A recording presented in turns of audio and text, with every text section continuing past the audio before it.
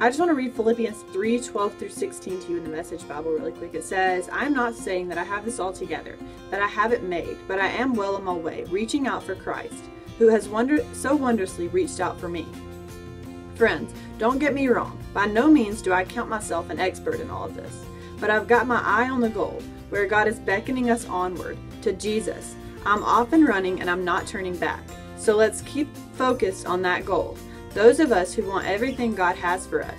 If any of you have something else in mind, something less than total commitment, God will clear your blurred vision. You'll see it yet. Now that we're on the right track, let's stay on it.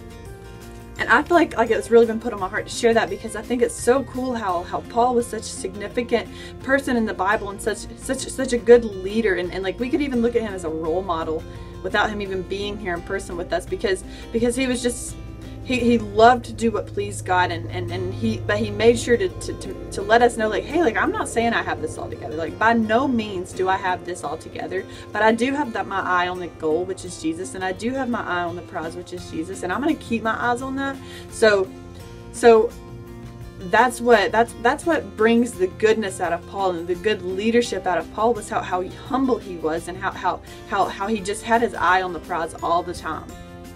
So like for me, like I just want to push like I don't have this all together either, and like I want to make sure that I'm being humble and letting people know that like my life's not all like butterflies and ladybugs all the time. Like, it's not great 24/7, but I do have my eye on the prize, and I'm never turning back, and I do have my eye on the goal, which is Jesus, and that's who I want to please, and that's what I want to live my life a way that pleases and brings joy to Jesus.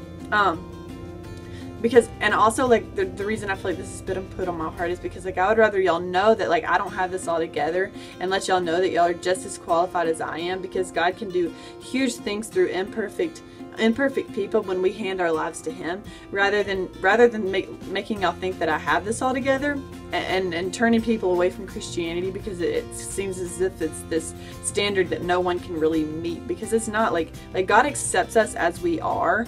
And I just think it's really important to let people know that, because even like look at Paul, like he was a killer, and God used him he killed Christians at that, and then God used him to write mostly all of the New Testament, which is a phenomenal thing. So like just sit down and ask God, like, hey God, how can you use me? Like, how can I live in a way that glorifies you, and how can I let people know, like, hey, like, come on and run this race with me. Let's run to Jesus and not look back, because we're in this together, and we need each other.